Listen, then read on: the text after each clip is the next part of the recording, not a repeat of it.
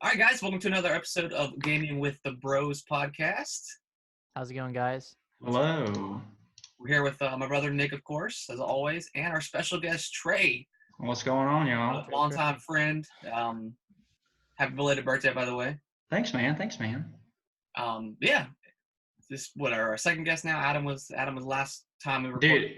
Dude, his voice has gotten so deep. Yeah, it's probably been a few years since you've seen him.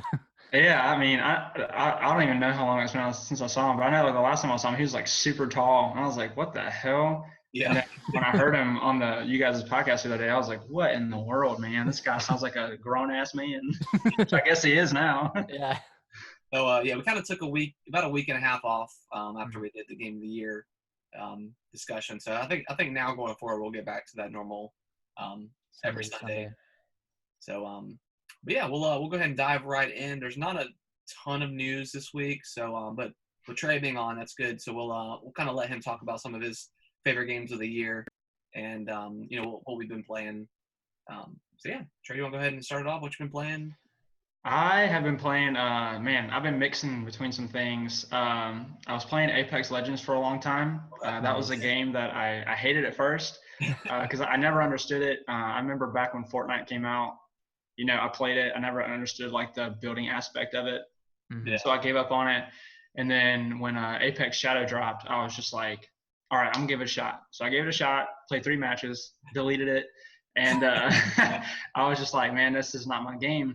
And then I re-downloaded it for whatever reason one Monday. I was just really bored. And then I got to like level 100. And then I was like, dude, hell yeah. So, oh my God.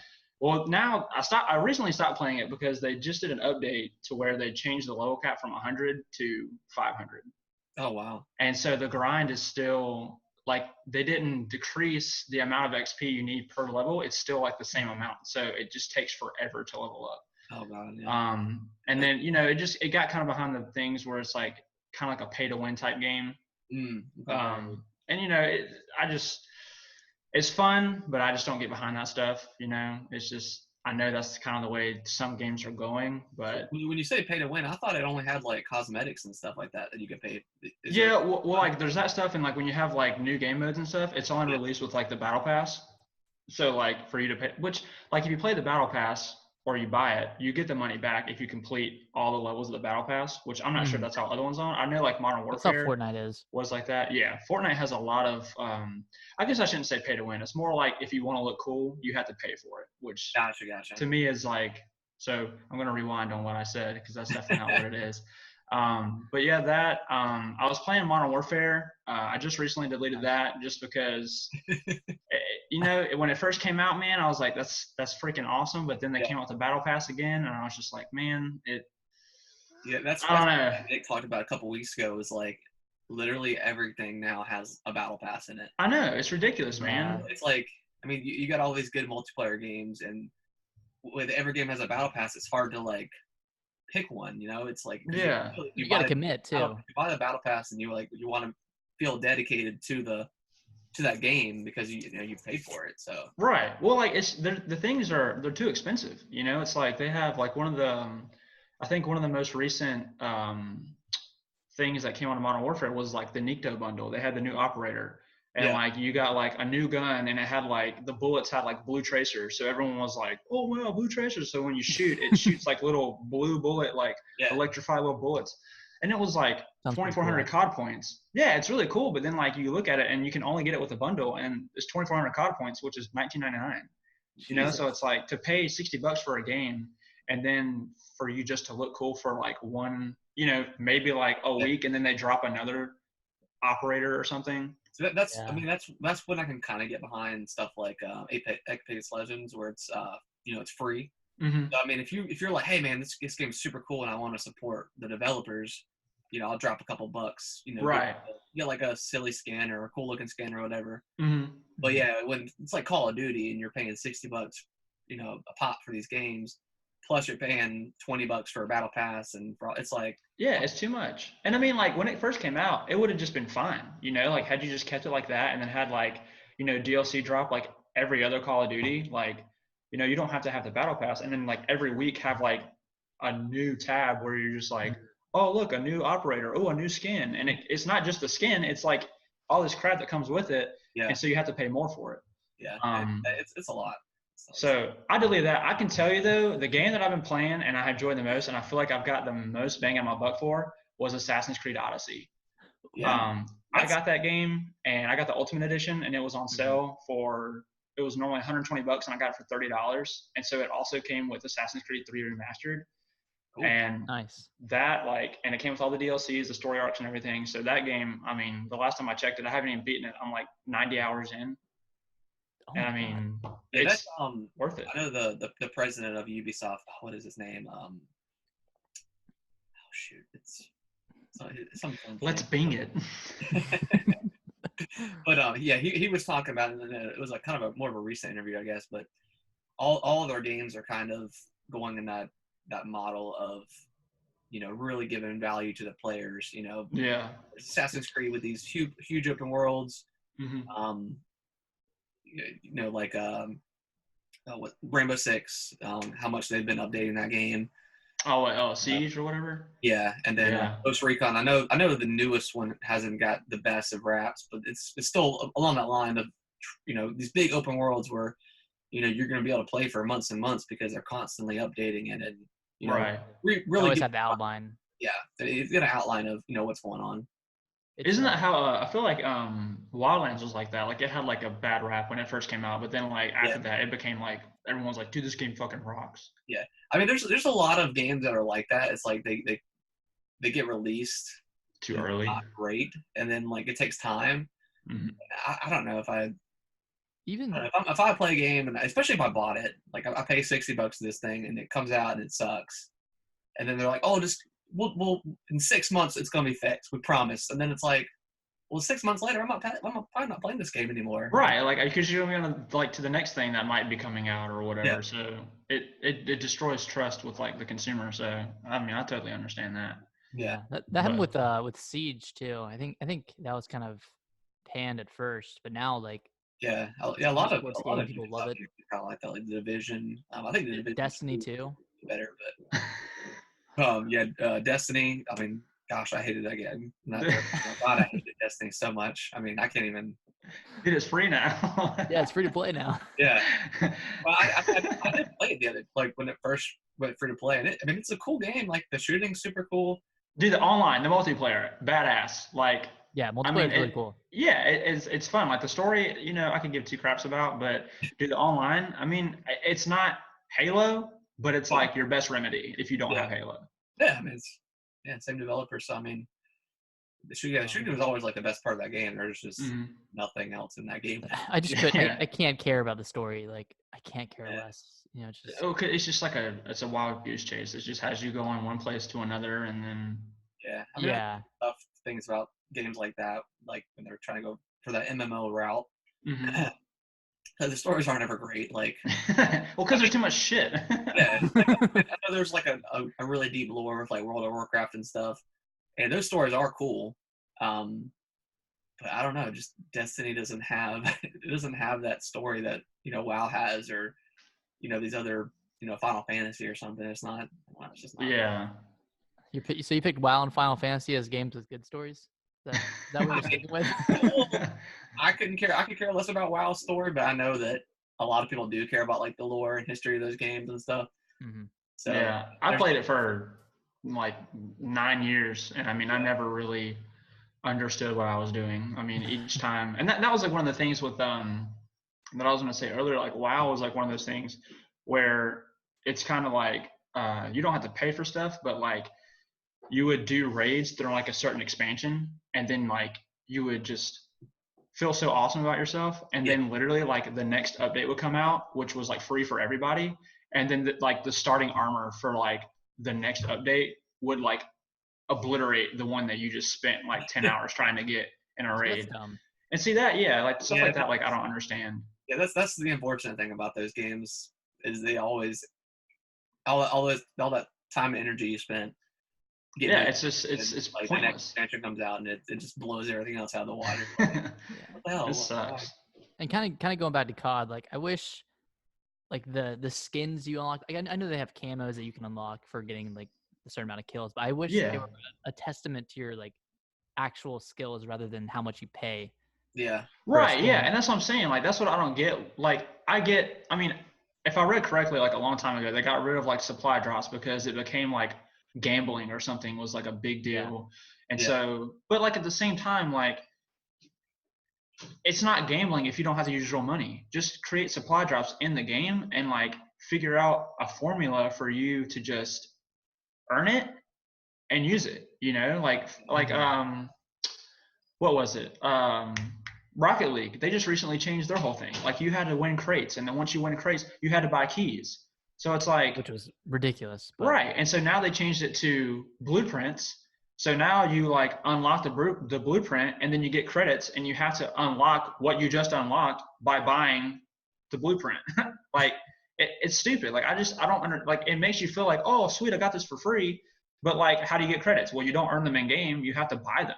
Yeah. It's the same thing. Like, and I don't get that. Like, I mean, I get like when you create like a free game, which Rocket League I got for free when I first played. It was like a PlayStation Plus thing. Yeah. But as far as I know, like it wasn't a free game when it first came out. No, but it's like I know because that's when I first started playing this because it went free on PlayStation. Yeah. Yeah, I think it came to Game Pass for Xbox at some point, but other than that, it's not free.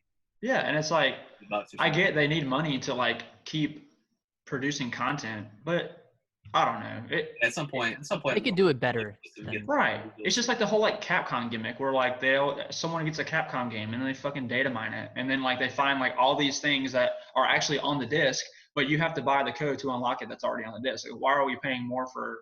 Yeah, that used to be a real big problem. I feel like back in the day too. It's like that, you know, the quote unquote day one DLC or whatever. Yeah. And then you get the code and it's like 10 megabytes, and you're like, hold on.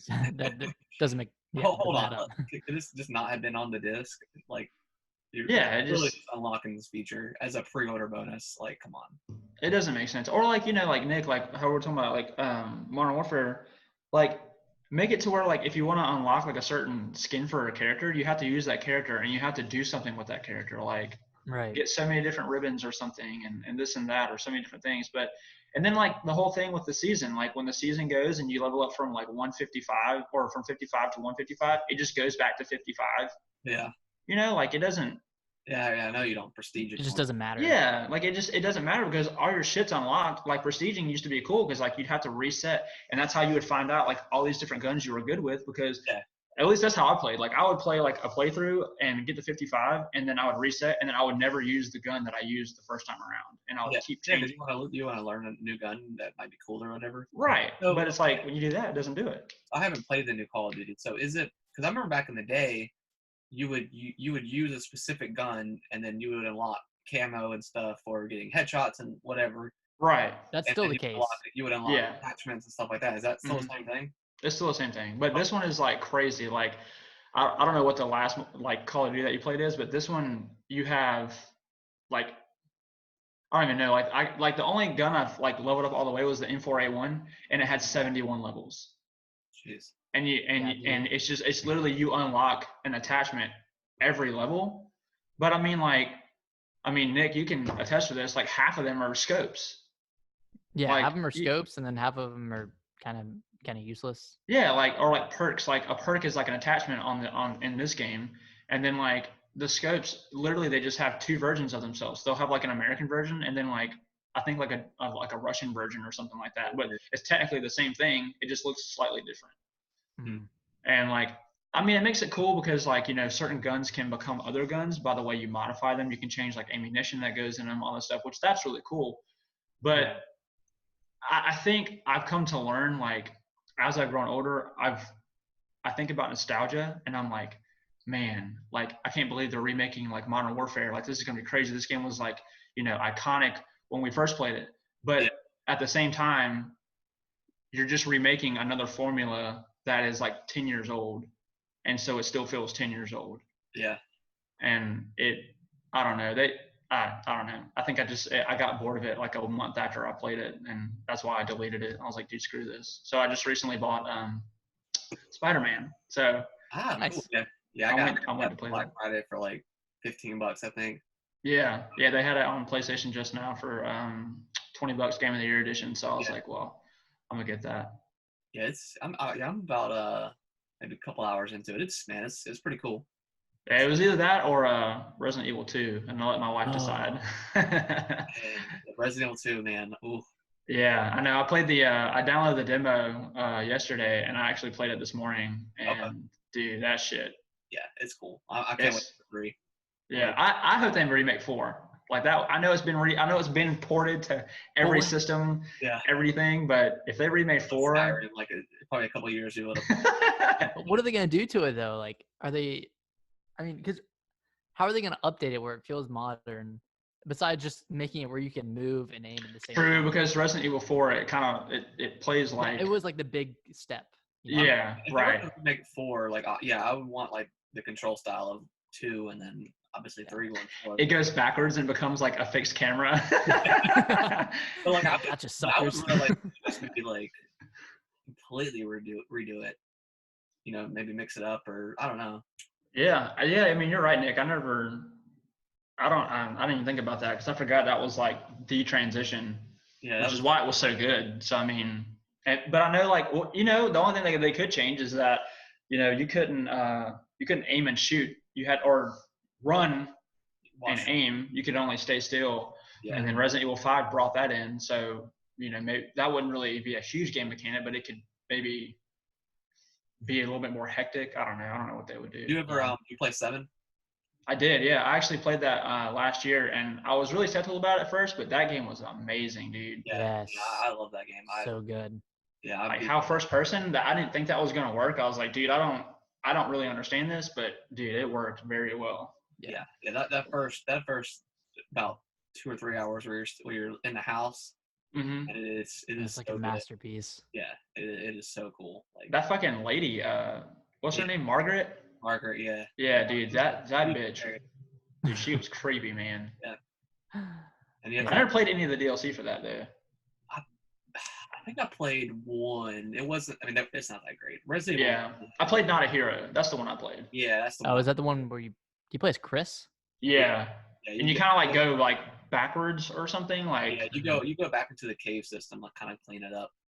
Yeah, that was pretty cool. Yeah, it was okay. The caves were all right. I didn't really like the cave portion. That was probably the weakest part, I think. Yeah. So Resident Evil 2 is like, because my wife was like, you can just buy it when we get paid next. So I think I'm just gonna buy it. They have like the deluxe edition for like $23, so I should get it. Yeah. Yeah. It's super worth it. It's good. It's good. I'm gonna do that then. Yeah, it's real cool. Anything else you've been playing? I started Spyro the Reignited trilogy. Nice. Because I got that when it first came out, and I nerded out on it, and I 100%ed Year of the Dragon because that's my favorite one. Yep. So I played that one first, then I played Spyro the Dragon 100% of that, and now I'm like 25% through Ripto's Rage. So you went 3, 1, 3, 1, 2, yeah. Yeah, she was super nostalgic for Spyro, like the first Spyro. Yeah, I've never played Spyro before. I think maybe a little bit back in the day, but I wasn't nostalgic for it. So I had gotten her the trilogy a couple of years ago whenever it first came out for Christmas, and we spent like the whole year of this year just going through all the games. We 100%ed every game. Like it was. Oh, you did? You did all of it? Yeah. Oh yeah, dude. So much fun, dude. It was so much fun. That game is so cool. They really did an outstanding job with that. I know, and apparently, from what I heard, Toys for Bob is actually trying to produce another, like their own Spyro. That'd be cool. Well, I was telling Nick a couple weeks ago that they have a whole other trilogy that came out on the PS2. Oh, dude, the Enter the Dragonfly and all that shit. Yeah, dude. yeah. That game was like ones too. Yeah, there was well they had that whole system where like Elijah Wood played Spyro, the ones with like oh my god, what was it called? The one that you're thinking of, Nick, is called like something Ice and Fire or something like that. Yeah. I want to say. And then they had one come out for the PS2. It was called Enter the Dragonfly. I actually have that one. And that game fucking sucks, dude. That game is like, it's not even done. Like, it's not even finished. And and they had someone's come out on the Xbox 360, the Dawn of something. But yeah, they had like Elijah Wood play Spyro, and then they ended up like changing everything. And the Cinder was like a new protagonist. It was like a girl. Yeah. But yeah, man, like when I played, the reason why I played the third one first is because Year of the Dragon is the first one I ever played. Yeah. And dude, that was like amazing because I remember like when I got it back in the day, there was like on the last hub world, there was a place you had to get 149 eggs to open. And as a kid, I never got it because I never was able to do things because I didn't understand like how games worked 100%. Oh yeah, we looked up a lot of stuff and like playing. Yeah, it's not super right there straightforward. Right. So definitely as a kid, you're just like, there's no way. Yeah, you wouldn't like understand that crap. So when I played it this time, I was like, dude, I'm gonna do it, and I did it. And man, I went to a super bonus round, and I was like, dude, hell yeah, man, this is awesome. So that was really cool. But other than that, yeah, just kind of wrap up and talking a lot. That's pretty much what I've been playing. Just ready to start Spider-Man. I have tomorrow off, so I'm gonna start probably Spider-Man tonight. See how that goes. Nice. It's pretty good. If you've ever played like the Batman games, like the Arkham games. Yeah. Yes. It's a lot like that, like as far as the fighting style goes. But just like the way, and I was telling Nick a couple weeks ago about it, but the way they blend, like the scenes flying through the city is so cool. Like you legit feel like Spider-Man. Like, dude, that's sick.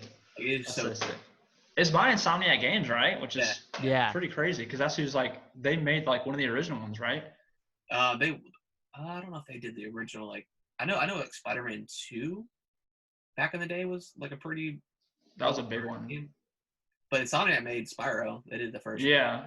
I'm surprised that like they didn't have a take on because I didn't know they still existed, but I'm surprised they didn't have a take on the Spyro Reignited trilogy. Yeah, I don't know why they didn't. Yeah. Yeah, I mean, but who cares, man? Toys for Bob. I guess nailed that. They nailed that thing. Great job. Probably owns that IP now. I don't think Insomniac does. Yeah. I didn't have anything to do with. But yeah, Spider-Man's real cool. It's definitely a lot of fun. I'm super excited. I'm glad I got like the DLC and stuff. I've heard like the suits are really cool in that game too. So there's like, so many too. Yeah, that's what I heard. I heard there's like a shit ton because there's like what they introduced more whenever like each DLC came out. Yeah. Yeah, dude, I'm so ready. Yeah, there's a ton of them. Hell yeah. But so Nick, what you been playing? So I got back into Tetris 99. me and stacking Battle Royale. Yeah, it's crazy, man. I still haven't won one, but Harrison, when we did the podcast last week, Adam was talking about wanting to play it. So after we finished, we went back and played a few hours of Tetris 99, and he loved it.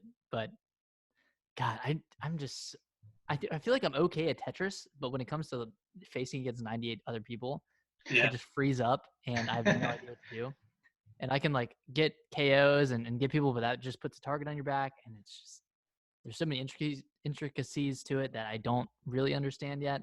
Yeah, it's difficult to like because at some point you're just you can kind of just say it's a single player game because you're just literally playing Tetris, and then whenever you start getting tiles and stuff, whatever, like you can start targeting other players. So if you see someone that's either getting ready to lose or something, you target them and like hit them with the blast or whatever. But what is it? Is it on every console? No, it's just Switch. It's just Switch. Okay, cool. That's like their only really good thing about their online the online membership. It's exclusive for online. Which I can say I'm glad it's really cheap. Yeah. It's cheap because it sucks, but yeah, it's whatever. But aside from that, Adam and I played through Human Fall Flat pretty much one go. I saw you had been playing that.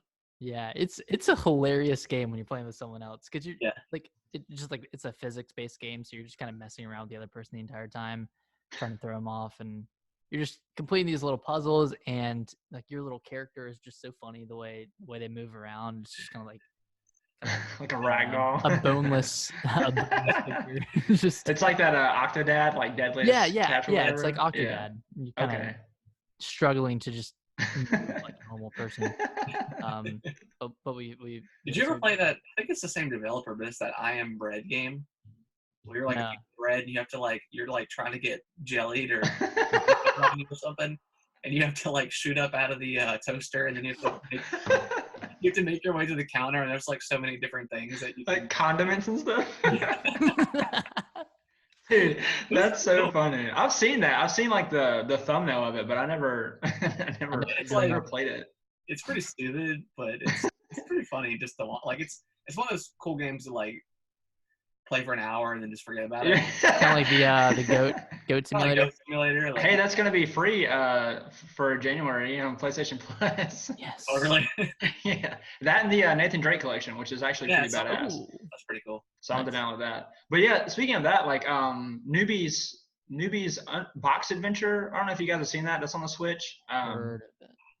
It's like a physics-based game, but you're like a box and you're trying to get shipped to like somewhere. And but it's like it's crazy. Like it actually has pretty good graphics. But you guys should look it up. It's on sale right now for like $4.99. It's normally like $30. Do you have a Switch? Yeah. Okay. Oh yeah, I've been playing Pokemon Sword, so Oh, yeah. Nice. I was getting them shiny Magikarps for free. How do you feel about that? Because I think me and Nick are kind of on the same page. Like, so Pokemon's awesome. I've always loved Pokemon. Right. I think I'm to the point where the next game they do, it's You got won't to get. be dramatically different in some Okay. way. Like whether it's like in an MMO style where you can see other people.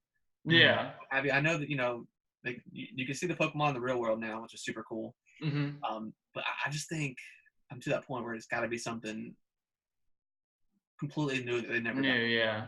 I mean, like, I think one thing they need to get rid of is like, they always try to do these gimmicks, and I feel like that's what really tries to like entice people. That's like the newness to the game. The gigantic and like Yeah, like stuff, yeah. like Dynamaxing and then Gigantamaxing. Like, it's too much, And like, I personally thought like Mega Evolutions were cool. Those were super cool. Right. Like, I think that's more viable. Now, I thought it was kind of dumb that they like disengage whenever you're like not in combat. Yeah. But I think what they need to do is like, if they were to bring back Mega Evolutions, make it to where like, kind of like you were saying, Harrison, like if you make it to like an MMO, like make it to where like you have to do certain things to get that Pokemon. Don't just get like a fucking rock and then you have like a band and then it just evolves. Like make it to where like this Pokemon, like, okay, Sirfetch'd, like Farfetch'd, you have to, there's like two ways to evolve it, but one of the ways is to get like 3 critical hits in one battle. Yeah. Or you have to just kill 10 Pokemon altogether and it can evolve. Like stuff like that. Like make it to where it's like a challenge to get this thing. But like the Gigantamaxing, I mean, like it's cool. It's cool that the Pokemon change physically. But it's not cool that it's like specific to certain ones. Yeah, and then other than that, they just get really freaking big, and it's like right, yeah. And I mean, it's just like, I don't know. I mean, they're still like super susceptible to like super effective moves. Yeah. Like, doesn't really matter. I mean, like the max raids are really cool. I actually, like the people that I work with at Jimmy John's, we actually last night, either Saturday or Sunday, they come over to my house and we have what's called Pokemon night. So we have Pokemon night or like Smash Bros night. Yeah. So we'll all just get our Switches together and we'll max raid, and that's what we did. We did yesterday. But I don't know. Like I'm like with you. Like I bought it and I was so excited for it to come out, and then like now, I kind of don't even really care about it. Yeah. I was really excited to like complete the decks, and then like I wanted a shiny hunt, but then I kind of just lost interest. Yeah, I think I just beat the 5th gym a couple of days ago. But yeah, I just kind of playing at like a different pace than I normally do with Pokemon. Yeah. Like I play. You're just not like all in. Play all in. But here I just been kind of 20, 30 minutes before like I get in bed and I'll bring my Switch with me. Yeah. Out of gym or get through through the next level or whatever. Did you get Sword or Shield? Sword. And see, that's the thing too, is like, they said there's like I know they had 2 gyms were different from each one. Yeah. But they said there was like specific Pokemon besides like Zacian and Zazamenta or whatever their name is. Mm-hmm. But like there have been Pokemon that are supposed to be in Shield that I've found in Sword. Really? Yeah. Like for example, what was it? Larvitar, not Larvitar, right? what's the small one? What's the small version of Larvitar? Tyranitar. Yeah, Tyranitar is the third one. Yeah, whatever the small one? Like, I got him. It's Larvitar, yeah. Yeah, so like, I got him, and then like one of the guys in my game, like I thought Poltegeist was supposed to be not Poltegeist, Sinistea or whatever. It was like a specific, or at least I thought so. Maybe I could be wrong, but I don't know. I don't super pay attention to the exclusives. And I mean, they just I don't know. I think they just try to follow like the old style, and it's just like one of those games where like I said before, like nostalgia is a powerful thing, but like if you don't have a new idea that's good enough to like latch on, it's gonna fade very quickly. And I mean, Pokemon is like the epitome of that. It's like literally the same thing all the time, but they're just trying to spice it up here and there. I wonder if they would ever not do two versions. Probably not. It makes them too much money. I think so too. And then they do the dual ones or whatever, and they sell. You know, like I just wish they would do more. Like make it. They need to make a battle pass. That's what they need. That's what they need. Like make a cheap ass battle pass, and then just like I don't know, man. They need to do something, or just have DLC, man. Like have like.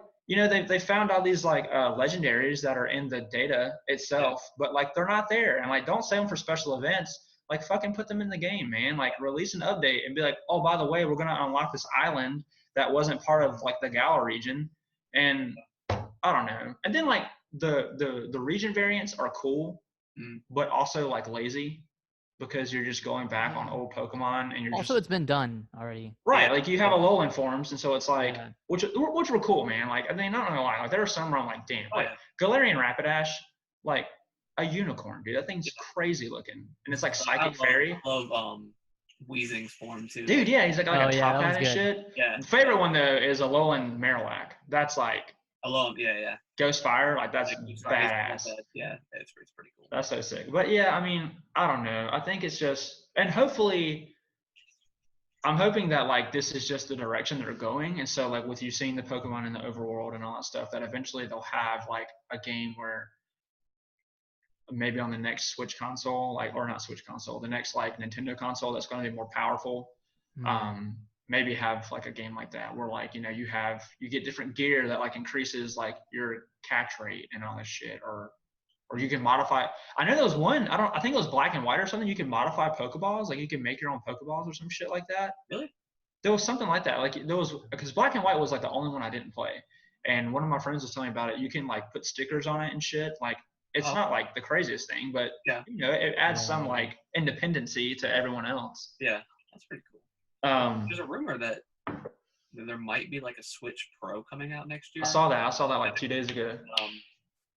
New Xbox and PS5. So, dude, I'm ready for Breath of the Wild too. Oh yeah, dude. Yeah. That could be. I could see that coming out this year. You think so? Like holiday? It's been 3 years since. Yeah, I think it'll come out. Yeah, like November or something. Yeah. When did they had that posting for Monolith Studios? I think a couple months ago, where they were trying to hire somebody for it, but I don't remember how long ago that was. Yeah, I think that might have been early last year. Yeah, I think it was early last year. I'm ready for Metroid, dude. Damn it. If that ever comes. Yeah, I think this year, I feel like I say it every year, but like this is the year. Yeah, like I just feel like their E3 is gonna be pretty crazy. I feel like they have to. I mean, with the new Xbox and PS5. Yeah. Oh, I mean, there's too much unannounced. So I think they're gonna come out with some really awesome stuff. I hope they announce God of War, like the next God of War. Oh yeah. God of War. That was God. Dude, that ending was so sick, dude. It set it up. It did. That was like so well. I was really. Can we say spoilers on this channel? Yeah. We can say things? Okay, cool. But dude, when you got the Blades of Chaos, like I did not really think that was gonna work, but dude, what the hell? That was like that was crazy. They were like, I can't remember exactly what. I think they were in the boat or something, but you needed something that burned or something. Yeah. I was he goes back. I was like, no, they're not gonna do it. And then you go back and you just get him. He's just, That game was so good. It was just the cinematics. I remember like my wife, she always watched me play that game, and she was like, "This is like my most favorite game I've ever watched you play," because it's so like cinematic, man. It's so like seamless and like Beautiful. I don't know what other games Santa Monica Studios makes, but dude, like, yeah, I mean, I don't know, man. PS5 got some, or Sony in general, like what's the other? I'm gonna brain fart on it. The open world like animal mech game. What's it called? Horizon. Horizon, yeah. Oh yeah, Zero Dawn, whatever. Yeah. Or like Horizon 2. Like Sony's just got the best like first party exclusives. They do. I do. And then like Uncharted, like Last of Us, Uncharted, God of War. I will have to say I don't know why, but like I have to like make myself play The Last of Us because I downloaded The Last of Us Remastered. Yeah.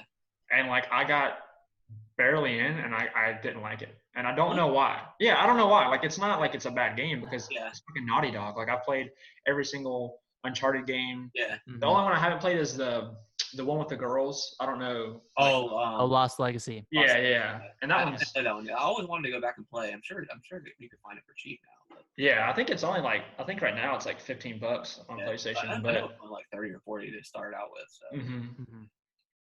But But yeah, you should go back and play The Last of Us. It's really good. Another shot at least, because that game, man, that ending, that whole experience with Ellie and Joel and everything. Yeah. It's so good. Such a good dynamic, like probably the best like character dynamic I've seen between. Yeah, it's super cool. I'm gonna say, is Spider-Man a pretty story-driven game? Yeah, I think so. I mean, it's definitely it's a comic book game, so if you know the comics well, I guess you probably get more out of it than someone that doesn't, but it's still pretty cool. Okay. I like it because it's not Spider-Man's origin.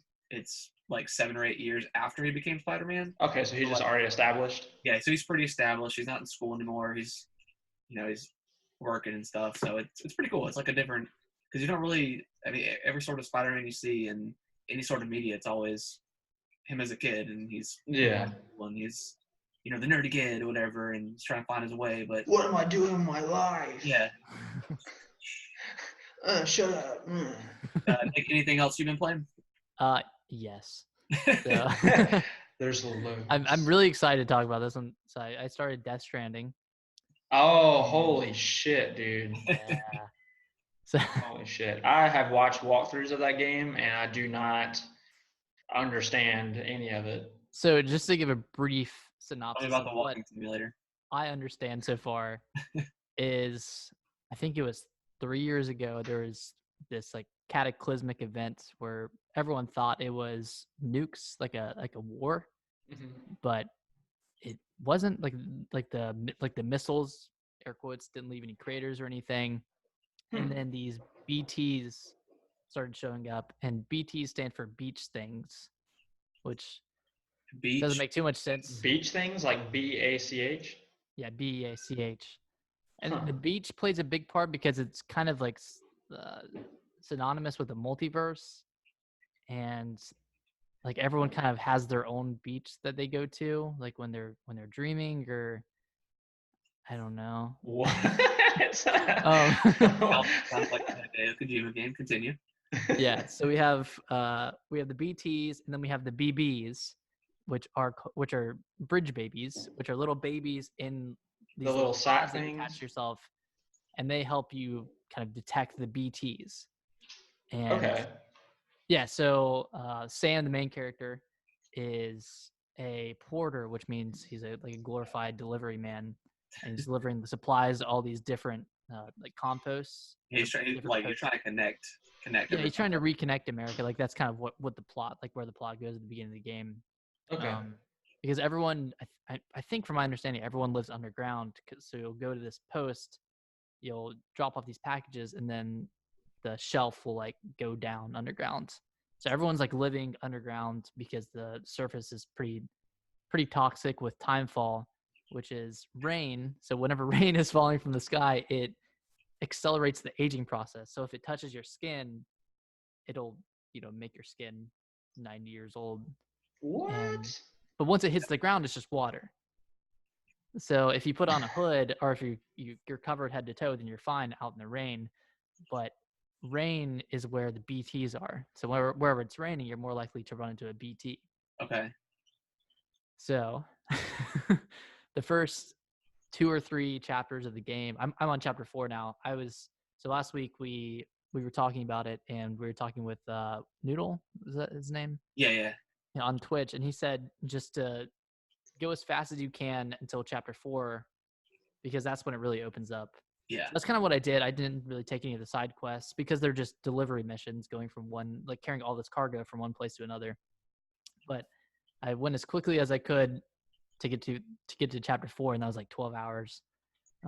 But in chapter 3, the game really opens up. Like you start to get vehicles, and you get like this suit that can make you run faster, and it kind of gives way to some like really, really cool moments. Like one time I was or this is actually earlier today, but I was running away from some mules, which are like a terrorist organization that is trying to steal, all of your packages pretty much, and trying to deliver them themselves and get money. I don't know, man. It's FedEx trying to steal the Amazon Prime vans. Yeah, pretty much.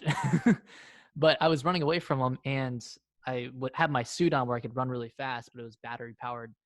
And I was running out to this like big, like 15-foot gap. I was like, I have to jump across this. Like, I don't know what to do. And I jumped, and I was probably like a foot short. And I just slammed to the side and fall down this, 20-foot drop. All your packages came out. Yeah, so all my packages fall on the freaking ground. I had to pick them all up. And now I'm stuck down there, and I have to use a ladder to climb up. And then while I was doing that, one of the guys shot me, and I fell off the ladder and fell all the way down again. And it's like part of the game is really annoying because you're constantly trying to stabilize yourself. Like, and the more packages you have, the less stable you are. So you kind of have to hold the triggers while you're walking. Do you feel it like in the joysticks? Yeah, you feel it in the rumble. Okay. If you're walking over rocks, you can feel like the lack of stability, and then you can use a scanner that'll kind of show you visually the stability levels of each the terrain of where you're walking. So you can the weight distribution plays like a huge, like you have to be pretty strategic at how you place your packages on your back.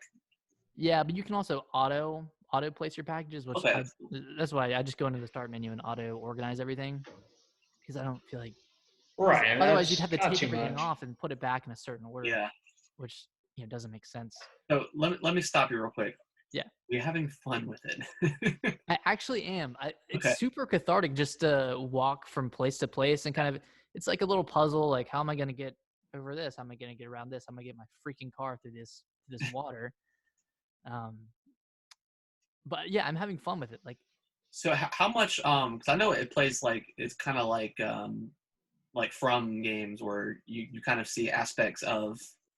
Oh, did we lose Trey? Lose Trey.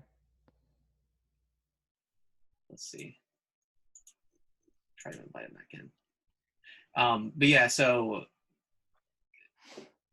it's kind of like from games where you kind of see other people around in the game. You don't see them around. Not actually seeing them, right? You see like the roads they've built and stuff like that, right?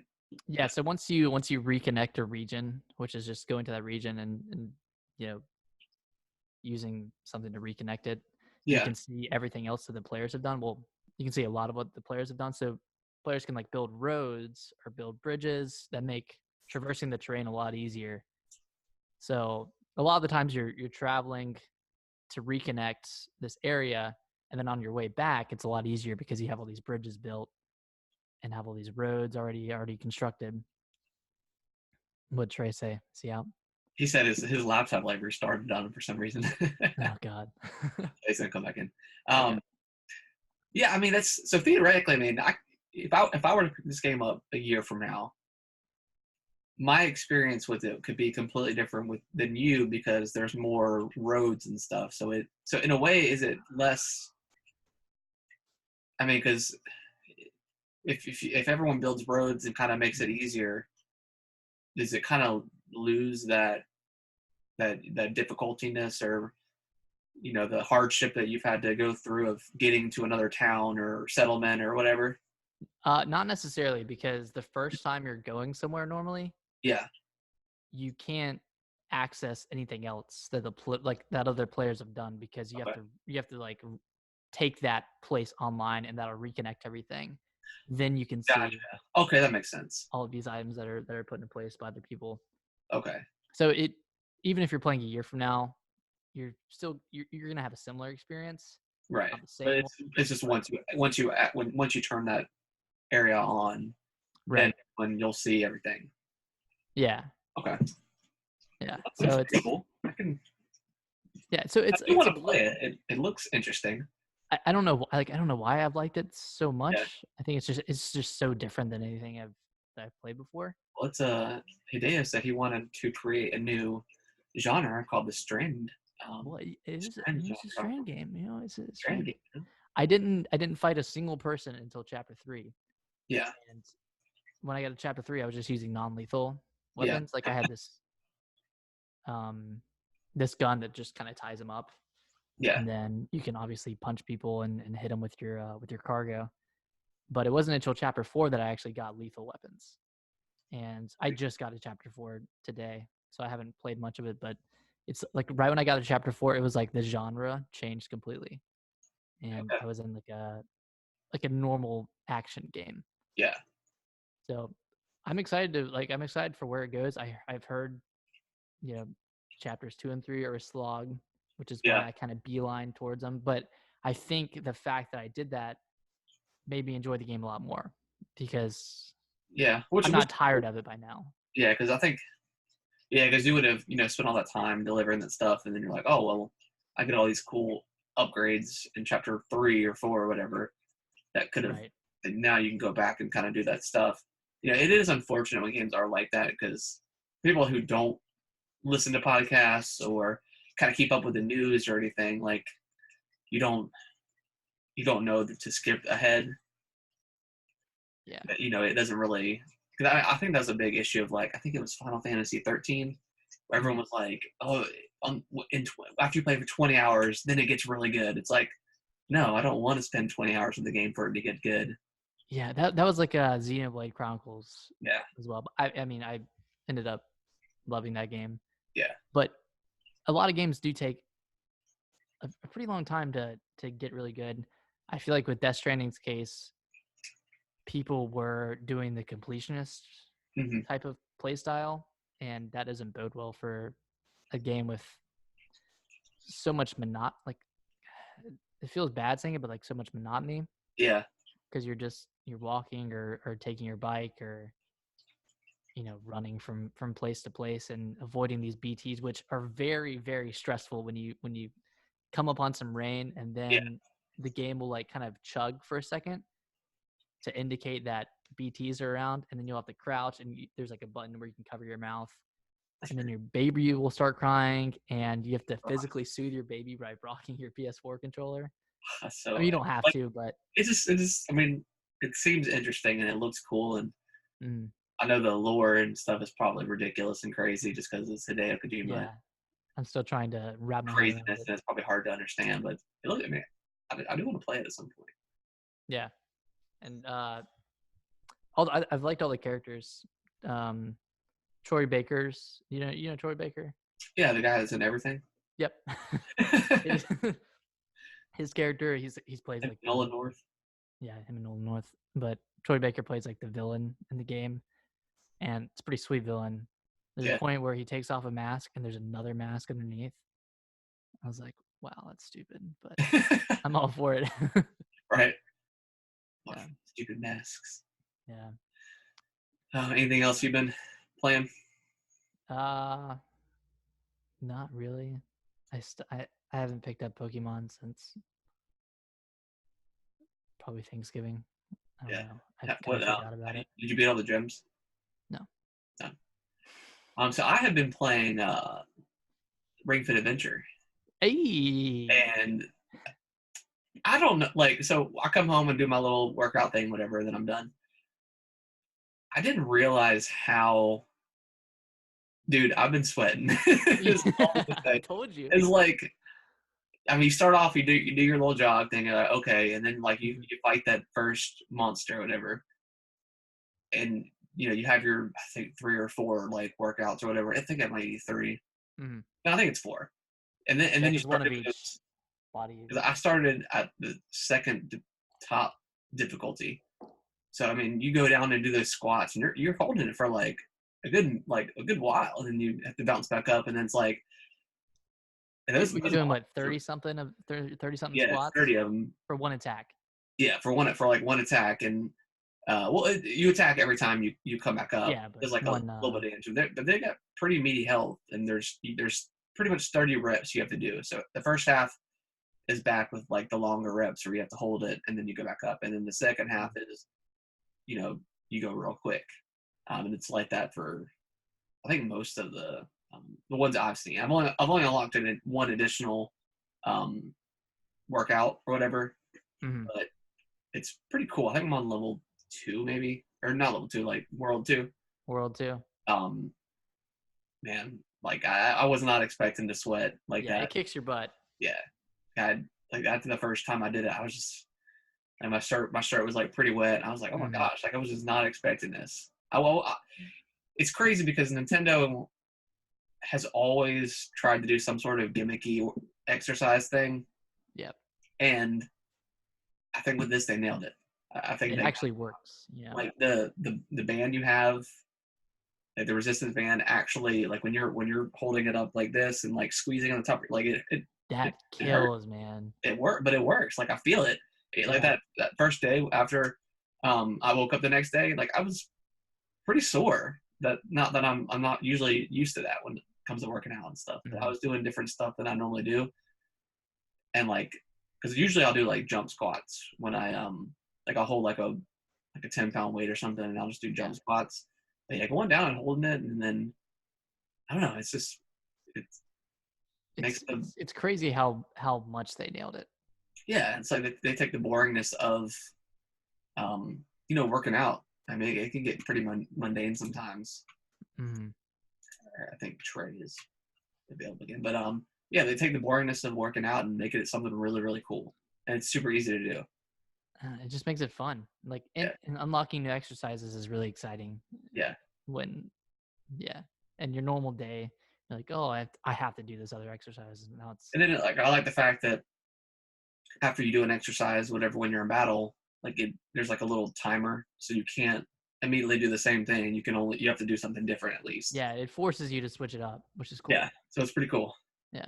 What's up, man? Welcome back. Hey, what's going on? Your laptop decided to shut down. Huh? Your laptop decided to shut down. Yeah, it's like, I mean, this thing is like really old, and I don't even really use it. Yeah. And like, yeah, it was like gonna restart in 10 minutes, and I was like, close, and then it was just like restarting. I was like, what the hell, man? So we're talking about Ring Fit Adventure, that new exercise game that came out for the Switch. Oh, the little bling bling bling thing. Yeah. Have you guys played that?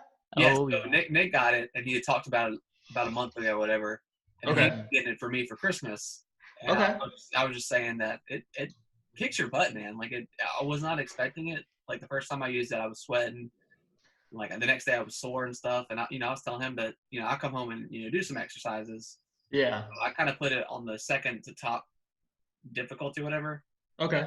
Yeah, it's pretty cool. Like it's there are 30 difficulty levels, and when you're close to the top, you're doing, for like one set of attacks on an enemy, you're doing 30 plus reps of whatever it is. So like if you're using squats to attack, you're doing 30 plus squats, and you're holding these squats for probably 3 seconds a piece. And that's just for like one enemy. Yeah, one enemy. Like one attack, and the enemies have like a pretty decent amount of health. Like it takes a while. To get so it's kind of like similar to oh my gosh, what is it? Like in Smash Brothers, when you do like the World of Light, like you have like the different, like the trio of things. It's kind of like that, right? Like in terms of choosing your attacks. Yeah, like there's like some that are stronger against like other things, and vice versa. Well, these I don't think there's any stronger, like more strong or weak. There will be. That is an ability that unlocks. Oh, okay. Does the thing like gain resistance? Like, is it just a piece of plastic? I've got it right here. Okay. You snap the Joy-Cons? Joy-Con into here. Okay. It's pretty like I mean, it's pretty resistive. Yeah, it's pretty resistant, and you can like stretch it for some of the stuff. So it's pretty awesome. Like I was just telling him, like there's one exercise where you put it over your head and then you have to like squeeze it. Oh Lord. It hurts. Like it, Yeah, I mean, because no one does that. it's Yeah. pretty resistant. Like I wouldn't think like because normally when I work out, I use some sort of weights or something. Right. I felt like almost I got a better workout with that just because Mm-hmm. I had like a nice resistance to it. Does it have like a campaign, like, or is it just like little? Like the story is like you're walking through this forest, and like there's like an animated ring that I just showed you, and you go pick it up, and I think you squeeze yours, and it breaks it, and then this giant muscular like dragon guy comes out, like a bodybuilding dragon. I think like Drago or something. Drago. Yeah, Drago. He's like this big bodybuilder dragon bro, and then he's got a tank top on. It kind of turns into like Mario with like the overworld kind of thing, where it's okay. Oh, like where like the like worlds. Yeah. Okay. You kind of do that, and then you have the other Joy-Con, the blue one.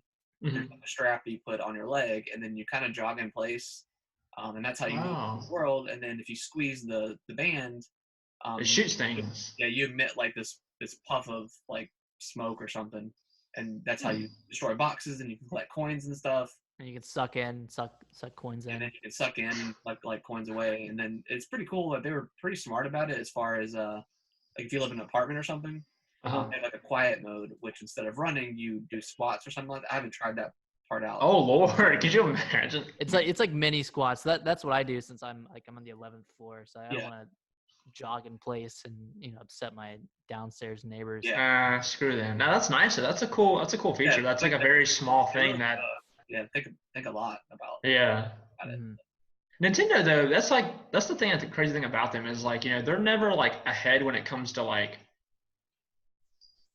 graphics and like power of a system, but like they're like ingenuity when it comes to like the accessories that come with the product. Yeah, it was out of nowhere too. Like they drop a trailer and then it's like, hey, it's coming out. I remember they made a memes about the two people that were there that they were like serial killers.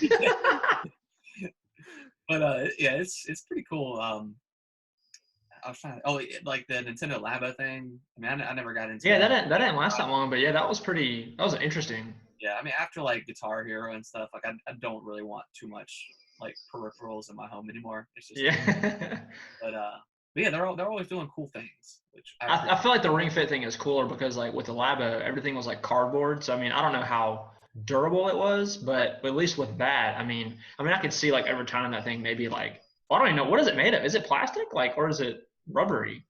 It's rubbery to the touch. But I think it's some sort of like just flexible plastic. Yeah, something. Yeah, I mean it's like a Pilates ring. It's whatever that material is made out. Whatever. Oh wow. I mean, it looks like it's pretty high. But it feels durable. Yeah. Oh yeah, like you can squeeze it in, and like you. Yeah, I feel like it's gonna last a pretty good long. And it comes with a game, and it's only like $80. I think it's. Is it 70 or is it 80? $80. Yeah. 80. That's not bad.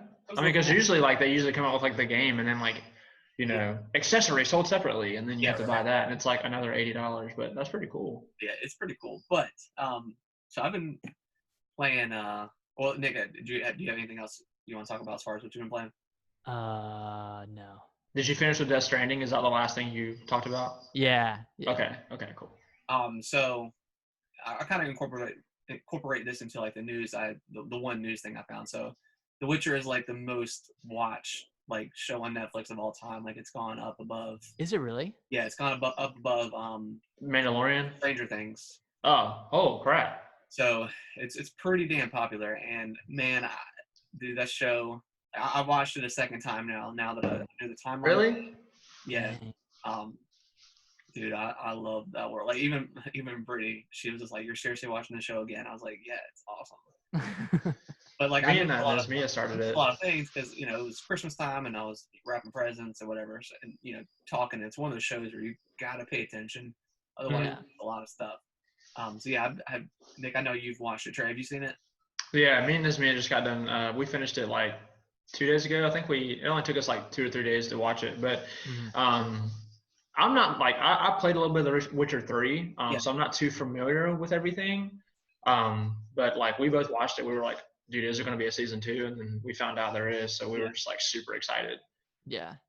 So I played a little bit of The Witcher 2 back when it was on the 360, and then I got Witcher 3 when it first came out. Like I think it was in 2015, and I got probably like 7 or 8 hours into it, and then I just stopped playing. I guess I wasn't into it. I don't know why. Yeah. But with the show coming out, whatever, and I watched it, and apparently it's got like 100,000 concurrent players like on Steam or something now. I saw that. So it got me into the world again. So like I started playing it, and now I think I'm almost Stuck. open again where I had left off, and there was so much stuff that I didn't do, like as far as leveling on my character. Trey, you remember back in the day whenever you were first playing Mass Effect? Oh my god! And I think I was watching you play, and like I pulled up had you pull up like your menu for leveling up and stuff, and you hadn't touched it at all. Dude, I did not get that game at all, man. You're like, God, this game is so hard or something. And then like I pulled up your menu, and I was like, dude, you have to level up. I was like, you have to level up. It's like not going to the constellations in Skyrim. I didn't do a lot of that stuff, and I didn't do any sort of I didn't mess with like any of the signs or anything and leveling those up, or like get into like the alchemy and as far as like fighting monsters, I didn't look at, because it's really cool, like look at the monsters in the bestiary, you can see what they're weak against, and you can put the oils on your sword to make it easier for you. Like I didn't do that at all. Yeah. But now that I'm like playing it, like it's, God, man, it's like it makes it more like immersive. It's so much fun. Like doing I was doing the missions, and then I started doing like the Witcher contracts and just going off and fighting just random like monsters and stuff. Dude, I'm invested. I was just thinking with you. I got to a certain part in the game, and I really don't remember what it was, but I think I got to a cave, and there was like these wraiths or something. Yeah. And I think there were like 2 at the beginning of the cave, and then when you go in there, you fight like a main wraith or something like that. And I couldn't beat it. And I had like no healing potions, and so I was like, well, I'm going to leave the cave. Well, then when I went to go search out in the world, I couldn't like find anything. So I was like, dude, what the fuck? So that is what made me stop playing it. Because I just I couldn't do anything. I was like, I'm stuck. I'll have to start over. And I think I was like 15, maybe 20 hours in. If that, it might have been. I know that I at least killed that the thing that flies overhead that like terrorizes people. It's like the griffin thing. I don't know how. I think that's actually really early in the game, actually. Yeah, that's pretty. That's the first. That's the first hour. That's the first thing you do. Yeah. It literally is the opening scene. But yeah, I remember that because I remember like, doesn't the head like he puts it on the horse and it's like, it's like on rope. It's got like the trophies, whatever. Like, right. Yeah. Each monster you kill through a contract. Yeah. They each have like their own like ability or something. Yeah. So like one is like extra 5% gold, or one's extra 5% of your signs or whatever. Mm-hmm. So it's like I can't stop playing it, man. What are you playing it on? I'm playing on Xbox. Okay. Because I got it back in the day, and then they recently just added it to Game Pass. Oh, okay. I went ahead and just re-downloaded it. Right. And then just started over.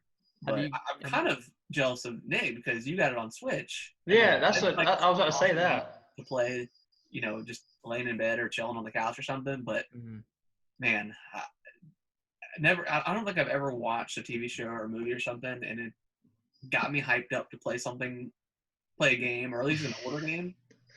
Like I don't know, it's bizarre, but it's something else. I'm kind of glad I kind of stopped playing it because now I can appreciate enjoy it more. And like when I find when you see Yennefer and Chris and all the characters and stuff, and read the books about the fall of what was it? Sintra. Like it's cool. Like it's cool seeing that stuff. So. Right. There are 2 downsides to the Switch version. Yeah. One is the graphics, obviously. Yeah, of course. Honestly, I feel like the graphics get better after you get out of White Orchard. Okay. The first area, I feel like they're really bad at first, or I'm just getting used to them. I don't know. like they get a lot better. And then the second part is the game crashes for me at least every 3 or 4 hours. Oh wow. Oh damn. Yeah, I don't know. I don't know why. I don't know what makes it crash. Weird. But Well, at least I hard save a lot in that game. So yeah, it's never lost me any significant progress. So Well, that's good. So like it constantly keeps itself up to date, like as saving, like auto save and all that stuff. yeah, yeah, That's it, good. it honestly is pretty good. There was a couple times where, especially like I don't know if y'all have done the mission before. It's like Jenny O the Woods or something. hmm Mm-hmm. I Um, wouldn't remember. It was like so long ago.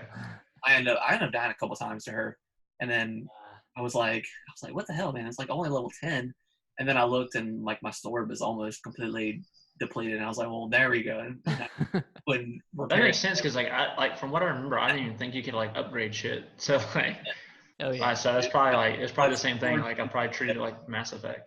Yeah, like some swords, there's like nodes and stuff that you can add to it, but like your swords deplete pretty quickly. So you gotta make sure you got to keep up with them. Yeah.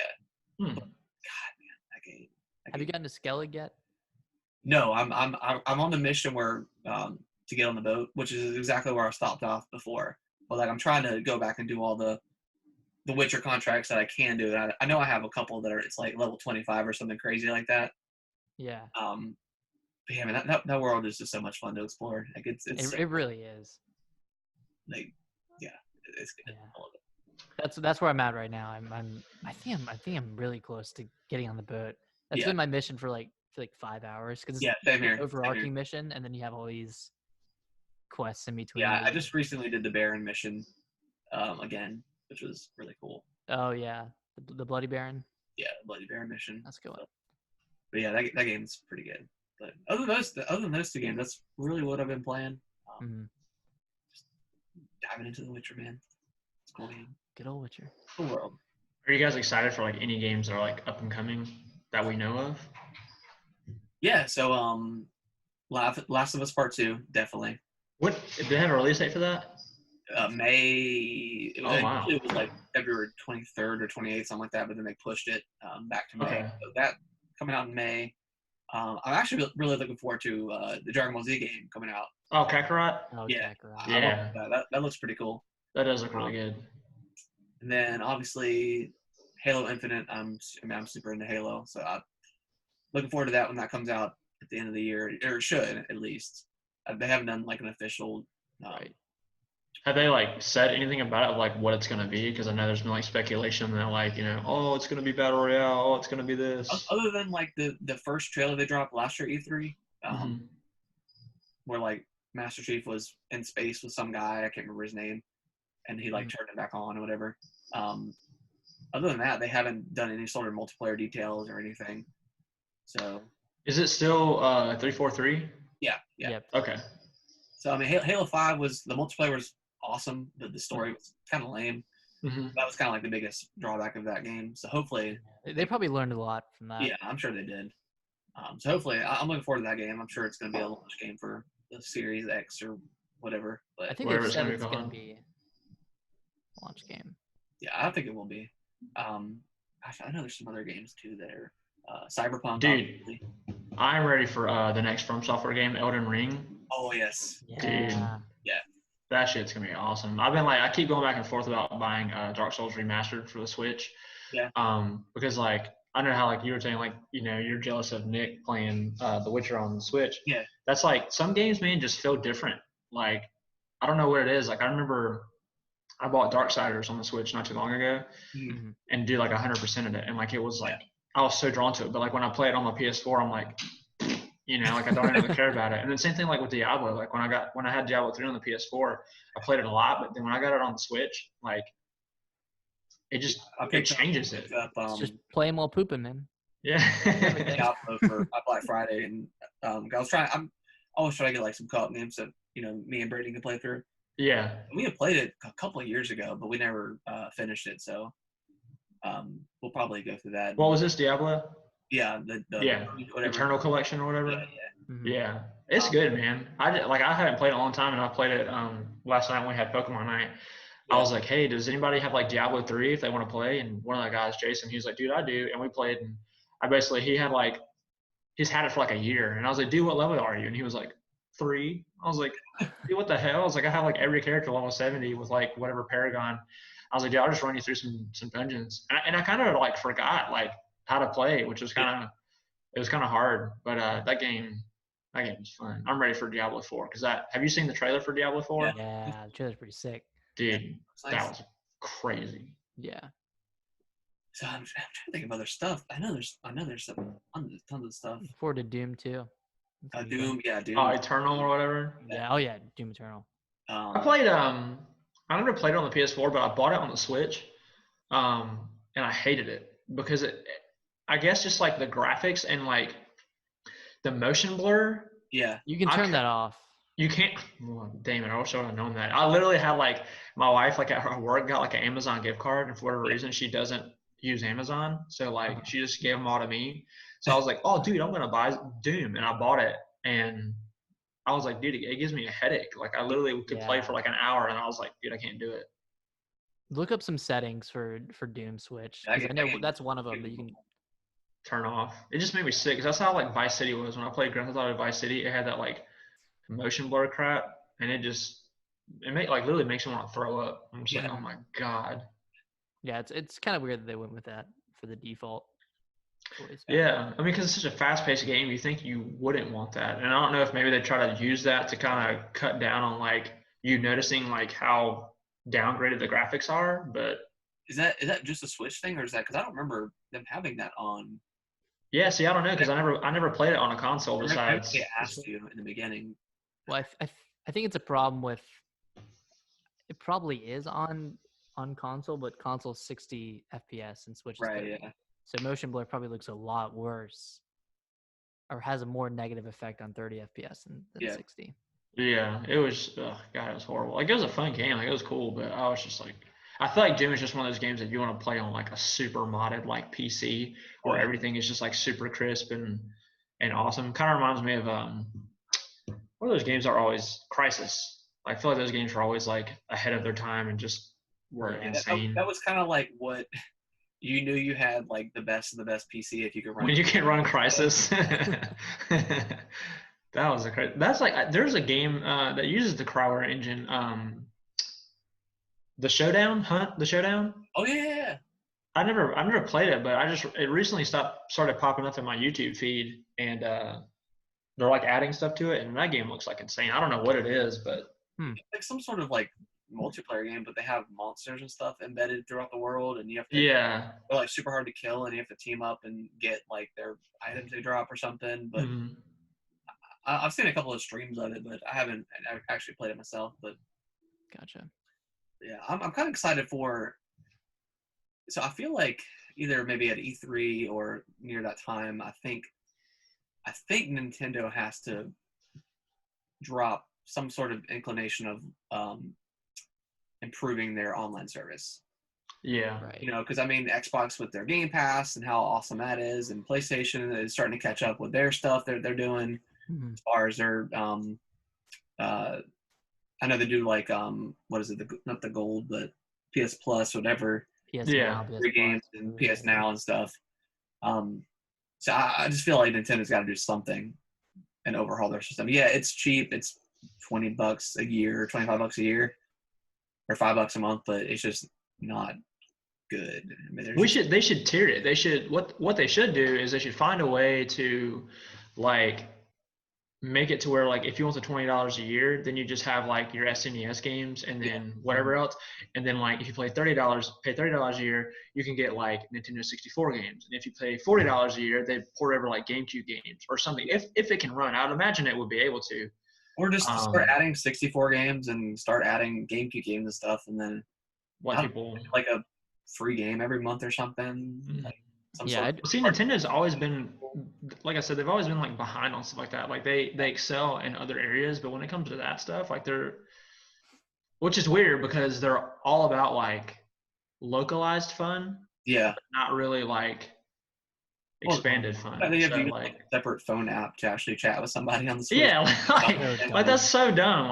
Like, oh, hold on, man, let me. I did that one time with Eric, and I was like, this is so stupid. I'm just gonna call you. I used it for Splatoon, Yeah.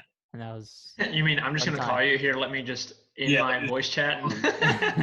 it's stupid. And then like the whole like the friend code thing is ridiculous. Like they just need to, I think just need to just overhaul their whole online perspective. I mean, they're smart people. They just Right.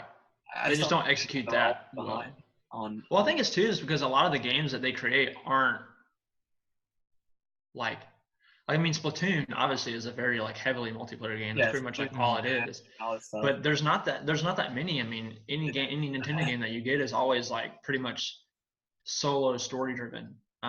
Which is what I prefer. I mean, to be honest. Right, yeah. I mean, it makes for like a complete game, you know. Yeah. Like when they have to worry about multiplayers, they have to worry about like updates and all this shit, and people complaining. So when you have like a game that's already finished, that's awesome. Like, dude, like I'm telling you, man, like Breath of the Wild, like that game was insane, dude. Like I never thought, like, because that's honestly like the first Zelda game I've ever played, like ever. Yeah. The first one that I played and remember was Minish Cap. But I remember growing up and watching my brother play Majora's Mask, which for whatever reason, like I love that game, but I never played it. I just love like when people talk about it, I know about it just because of my brother. But like, dude, Breath of the Wild, man, I mean that game's up there with me. It was Skyrim, like that game just so. I wonder. And I don't know if I would want this necessarily, but like Breath of the Wild 2, like maybe have like some sort of co-op or something. That would be pretty cool. I don't know how you don't have to rescue Princess Zelda and she's actually your like she is player 2. Badass. That would be cool. That would be pretty cool. I mean, I don't know how they would do it. I don't know if I would even want that per se, but it'd be, I don't know. It'd be interesting. But yeah, Breath of the Wild 2. Like I don't know. I wonder if it's gonna be like a full sequel. Because I imagine they're going to use, I mean, because usually like Zelda games are 5 or 6 years apart. Mm-hmm. Yeah. I mean, I don't know if it'll come out this year, but they'll probably use the same engine. Might. So I wonder if they're going to use like the same map and obviously better graphics and all that stuff. But I don't know. I don't know, man. Because I mean, you never really like. I mean, what they showed Ganon or whatever. Yeah, they showed that he was like still alive or something. He's like a zombie or some shit. Yeah. Like whatever the hell he was, but. I mean, God, dude, that game was just. But the one thing that like I didn't really understand, which kind of threw me off, was like I always thought there was going to be a third DLC. I don't know why. Like I always just thought that. Like I felt the game like was complete, but then like they added like DLC 1, DLC 2. But like I don't know why, but I just felt like it was like they were working on it, and then maybe the like they just stopped. They laid out was like misleading. I think they might have started working on the third DLC, and then I think it became Breath of the Wild 2. Oh, like was it like maybe it was like already like so big that they were just like, dude, screw it, let's just. That was like, I feel like I read that somewhere that it was just getting larger than what they initially thought, and they were like, hey, let's just do a second one of these because. I don't know. That game was like just so like I remember like, It was a hard game. It was. Yeah, I remember like first. One of the craziest things that like I remember doing, and this I didn't know this was like an actual thing. Yeah. But I was in the Thunder Plateau, and like the fact that like if you have any metal like weapon equipped, it like conducts electricity, and then also like if you're in like the hot area, like if you have like a wooden shield, it'll burn. Yeah. But like I remember there was this rusted sword that was like in the ground. And it kept conducting the electricity. And I was like, I want to try something out. And I remember I had choo-choo jelly in my inventory, and I threw it down, and the lightning struck it, and it turned into yellow choo-choo jelly. Oh, wow. And like, I just, like to me, that blew my mind. I was like, dude, holy shit. Like, that's just such a small detail that they thought of everything. Right, exactly. And then like when you pull out like an ancient weapon, and it has like that little beam. It has those little particles that come off. Mm-hmm. Like whatever way the wind is blowing, the particles will blow that way. Oh, I never noticed. Like, yeah, I mean, it's little shit like that. And then like the fact that like you can climb walls, but you have to have high stamina to get to like higher walls. Yeah. Like, and then you slip when it's raining. Like, dude, just little things like that. Just that's what makes the immersion like insane, dude. And I remember when I was playing that game, I was like, dude, what what the hell? This is awesome. And then like you get like a fire arrow and you throw it into the grass and it creates an updraft from like the flames, and then you can like glide over it and shoot you up in the air. Like they thought of everything. What which one of the 4 heroes that gives you the ability to like kind of shoot up into the air? That's Rivali. Yeah, Rivali's Gale. Yeah. So it's kind of like we were talking about earlier, Nick, about Death Stranding. It's like if you knew these things going into the game, like obviously that would have been the one I would have shot to first, because then that's such a crucial ability, and you can, kind of skip the whole climbing and stuff. But the fact that you go through that hardship and then you get to Rivali and you get that ability, you're like, oh my God. It's so rewarding when you get it. So rewarding. Which Divine Beast did you go for first? I went I went for the water one. I think. Is that the camel? No, which one? Wait, the water one's the elephant. Yeah, water one's the elephant. That's what I went to first. Okay, yeah, I went to the camel. Yeah. So that was the desert one. That was the Rivali's Gale one. Obviously, is that what that was? Oh wait, no. Wait, no. That was the thunder one. Yeah, the one that was up in the air. Yeah, that was cool. Yeah, what was that? Gerudo Valley? What the hell is that place called that you had to go to where you had to dress like a woman? That was Gerudo Valley. Yeah, that's where it was. What ability did you get from that? Some lightning thing. Yeah, I think it was the lightning move, right? Yeah. Like that. I forgot what it was called, but dude, that shit was. I play that game because I never did beat the DLC. I didn't either. Like I never did like the Trial of the Sword or any of that shit. I did the Trial of the Sword. I think I beat it, but then there's like a harder version where you have to like go through 50 levels. Like I was like, no, I'm not doing that. Yeah, and then you got like the master cycle or whatever. Nothing, and then you have to kind of like work your way up. Mm-hmm. Yeah, that was really hard. Like going through those like different areas, because I remember I started it and you like you said, you have nothing, and then I was like, what? And then I think you have to get through like the first 12 trials, and then you can like actually save. Yeah. And I think I died on like the 11th one. I was like, dude, fuck this. And then you deleted the game. The new meme of 2020. And then I deleted the game. I'm gonna download this 50 gig game. Deleted. I'm gonna play Spider-Man. I'm gonna like not even shoot my web and just fall and die and be like, delete. But yeah, I am. Like I said, I'm excited for Elden Ring. From Software games, dude. I don't know why, but they just have like such a place in my heart, just because those are the games that are like, yeah, they're not graphically like insane or whatever, but like those you are rewarded, and when you beat a boss, you're like, dude, I could kill anyone right now. Like I can do anything. Like I remember in Dark Souls 3, they had the Nameless King. Oh my god. Oh my god. And I remember how much of a pain in the ass he was. And I remember when I beat him, I was like, dude, who wants to mess with me? Like, come on, anybody, like bring it on. And then they I did not like I just felt like he was cheap. He was very cheap. The dragon was pretty cheap, I think. Yeah. Normally with from bosses and stuff, it's like they're usually pretty good and they're hard, but when you beat them, you're like, yes, this is so rewarding. But yeah, there's every once in a while there's a couple bosses that you fight that are just, I'm like, dude, this is stupid. This is cheap. Yeah. I know, like there was one of the DLCs, I think the Ring City. Yeah. That it brought on a boss, some dragon boss, which apparently outnumbered the Nameless King and how hard he was to beat, which was pretty crazy. And then like I don't know if you guys have you played Sekiro? Yes. Oh yeah. Did you guys beat it? I haven't beaten it yet. I got to the I think I just got past the bull. Yo, but that guy, the first guy you fight, the first what are they called when you have like executions, but they're called something. Like the people that you fight are called something. They're not like shoguns, but they're called like samurai. Is that what it's called? It said like something execution. But that dude who's on this horse, like when he comes out, dude. Oh yeah. That was so intimidating. Yeah, that was a really cool fight. That's like when you really learn how to use the grappling hook and stuff. Yeah, he was like, "My name is blah." I was like, "Oh my god!" Did you just get that game, Sekiro? No, I've actually had it for. I think I got it on launch. Okay. And then I kept playing it, and I just couldn't like, just because I'm so used to like, I played Demon Souls, Dark Souls, I skipped 2 and I played 3. Yeah, it's so different. It's like weird how mobile you are, and the whole like posture thing is something to get like really. Yeah, it takes a while, but once it clicks and you get it, it was God, good. it's cool. Like it's so rewarding. Yeah, it's my favorite From game. Like Bloodborne was probably my favorite. Oh, dude! Oh my God! And yeah, Sekiro, man. Once like it did take me a while. It took me about 5 or 6 hours of Sekiro.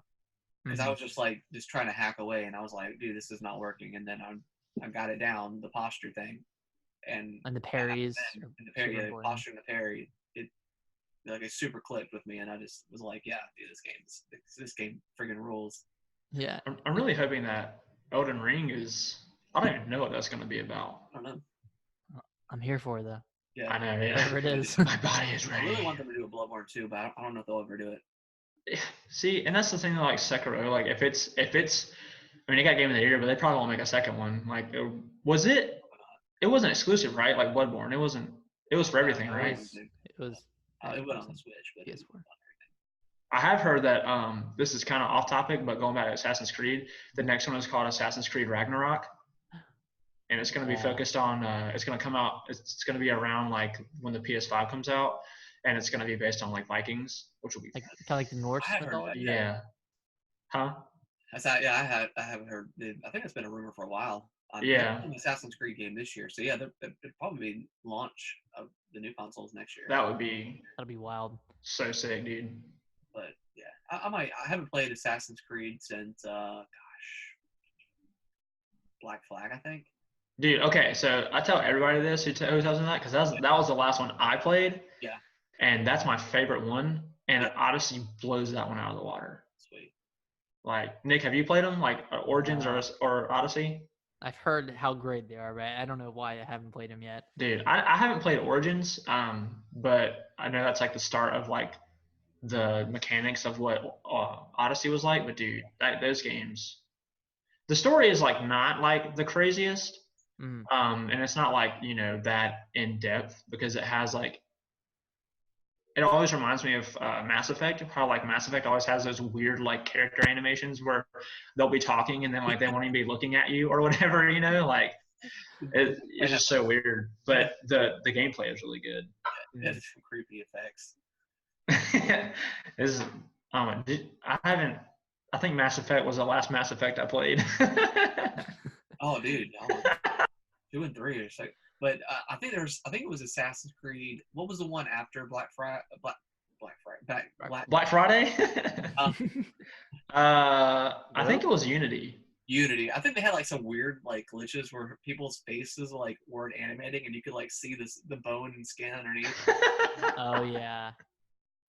They did that to Resident Evil 2, man. Those people did those mods to Resident Evil 2. They like made like facial expressions like times 500%, and so they did that one where that dude's head gets crushed, and it's just like blood goes everywhere. Like every time they had mod like Mr. X or whatever, I think there's one like Thomas the Train Engine was coming after you. Yeah. They made one where he was like really tiny. Yeah. It was like I think the best though was like. Back in the days, like Skyrim at the very beginning was like Macho Man Randy Savage. He's like Macho Man Randy Savage, the dragon. Yeah. Oh my god! I still remember when that game released, dude. Every time like November 11th comes around, I'm always like, whatever year it is, I'm like 8 years ago, like in 2019, I was like, oh man, 8 years ago, I was at GameStop waiting for Skyrim. My life changed forever. It's like any sort of meme was like when someone passes out and they wake up and you're like in the cart with that dude. He's like, "You better." Yeah. I remember when I used to be an adventurer, but then I took an arrow to the knee. That was like where memes were born. That was the first meme, I think. That was the first meme, and then something about like a sweet roll. Yeah. I don't remember what it was. I don't remember what he said. Trail 6 and just like I remember like I think we were hanging out with Mark or something, and we all just like paused and we're like, I think we're gonna go home and play Skyrim. We're all hanging out, like we're gonna go home. I remember we did that, yeah, because we were like it was like a competition. I remember we'd all meet at Dugan's house and we'd be like, dude, where are you at? And I remember like the second day Dugan was like, oh, I'm already like finished the companions, and I was like, what's the companions? And he's like, oh man, you turned into a werewolf. I was like, holy shit. That game was crazy. Because I remember you and Dugan were playing it like at GameStop because they had it in that little like arcade cabinet thing. Yeah. And you were like, dude, come over here, Trey. And I was like, no, fuck you guys. I was like, I don't want to ruin it. I was like, I'm the first one in line. And then I don't think there was that many people because I remember it came out the same day that Black Ops 2 came out. They were like the two did it really? releases. Yeah. Yep, it came out 11/11/11, and so that was the two like major games that released. And I don't remember it being busy from what I remember. Like there wasn't that many people. I think there was only like 10 people. Yeah. Mm-hmm. Which was kind of insane. I don't even know if GameStop still does midnight releases. I don't Probably know. not. Yeah, I haven't been to one. I think Halo Reach might have been. No, I went to the Nintendo Switch midnight launch at Best Buy. That's the last one I've done. Oh, okay. Zelda. But yeah, I don't even. That's the last one I've done. Yeah, everything else I just have bought like either I don't buy it either after it comes out or. Yeah. I try to buy mostly digital now, unless I just find like a really nice deal for physical. Mm-hmm. Yeah. I do like the opposite. I try to buy physical. That way, if like I don't like it, I can just resell it.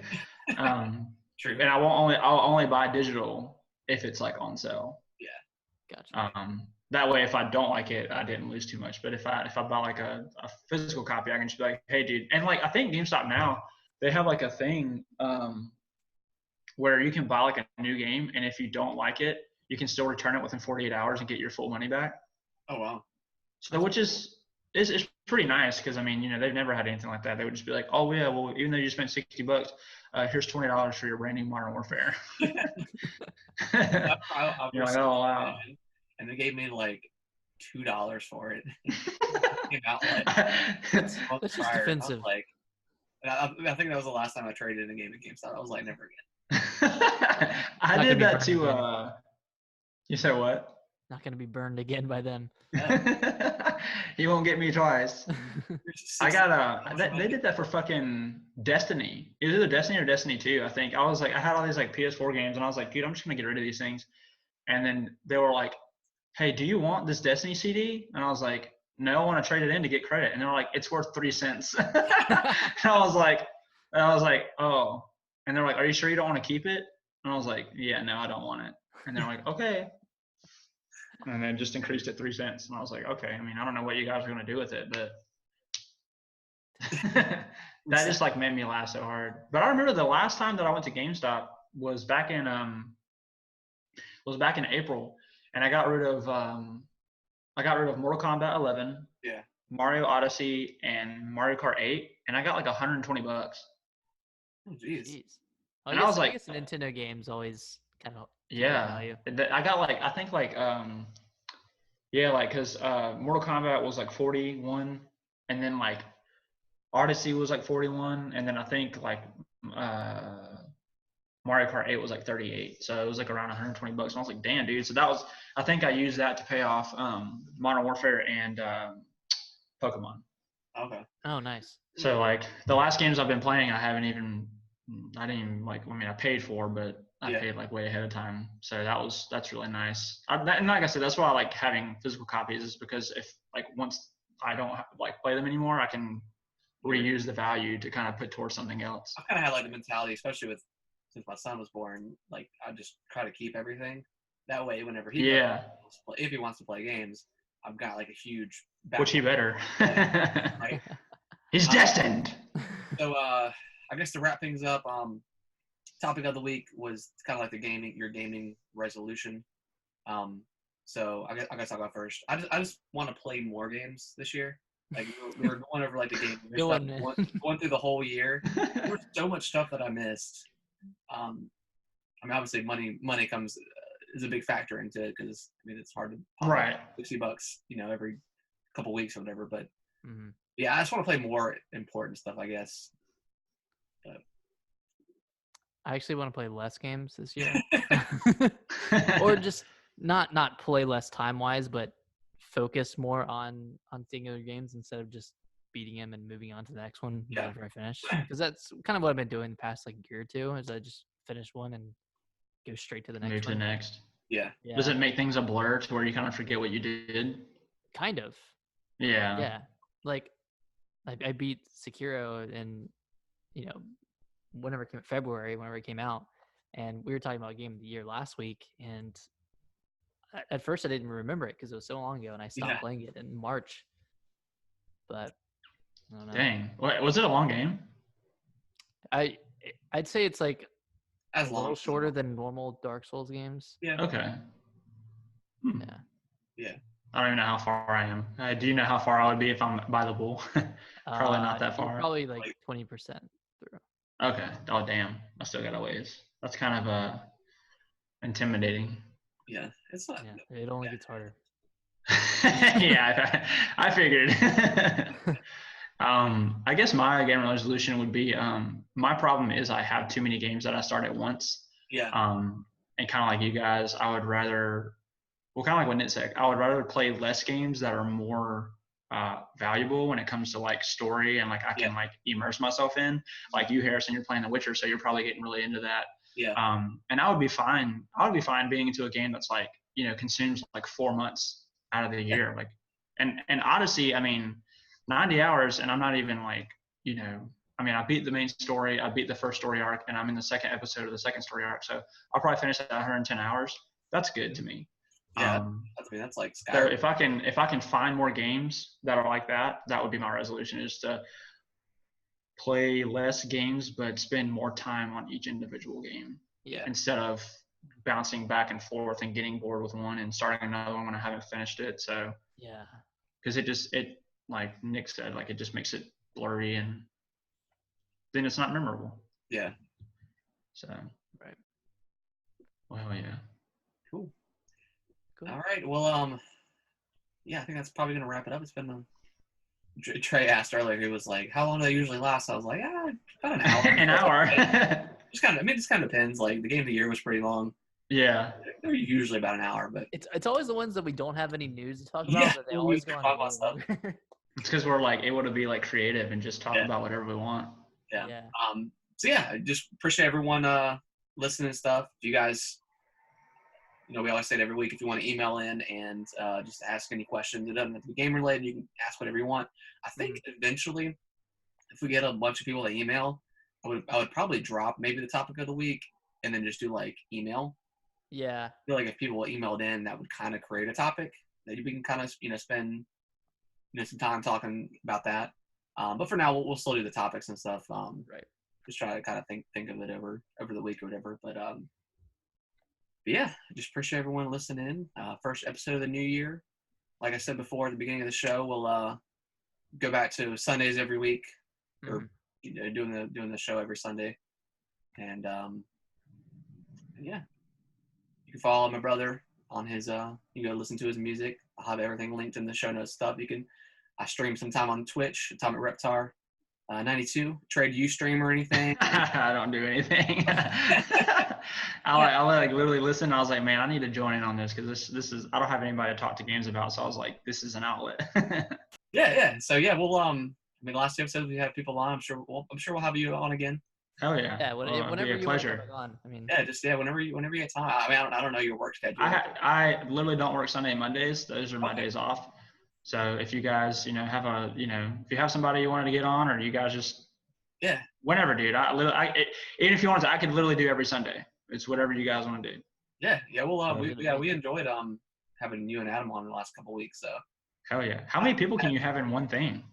I don't know actually. Probably a pretty good amount. I'm assuming it lets me invite people, so I don't know. I don't know if there's a limitation. This is for businesses, so you can. I'm assuming you can have a bunch. I know it said like 100, but I don't know if that would be like 100 people like video chatting, because that'd be who's talking. Yeah, that'd be pretty crazy. Actually, I think we used this for a training, and there were like 80 people. Jeez. Oh wow! I know they were all like video. Yeah, they're all video. It just shows you the video of who's talking, and it'll switch off. Oh, okay. Yeah, but I was wondering why it kept switching between you two guys. I was like, maybe it just like it's just doing that to create. It's pretty cool because you can add like I was showing Nick. You can add like if there's a document or something that I want you to see, I can add it on the screen, and then you can see, then everybody can see it. So yeah. Oh wow. So yeah, I don't know if Skype works that way, but I'm assuming it's pretty similar. But Yeah. Yeah. I don't know. I'm not too familiar with this stuff, but I mean, pretty easy. So, but yeah, Oh yeah. appreciate everyone listening in. Podcast usually goes live every Monday, and then I usually put like the video form on YouTube on Tuesdays, and then Cool deal, man. live every Sunday at 8:30. Hell yeah. Yeah. Well, thanks for having me, guys. Yeah. Thanks for coming on, Trey. Hell yeah, guys. Well, you guys have a good night. All right. All right. Yeah. You too, You too, man. All right. Bye, y'all. Later. See ya.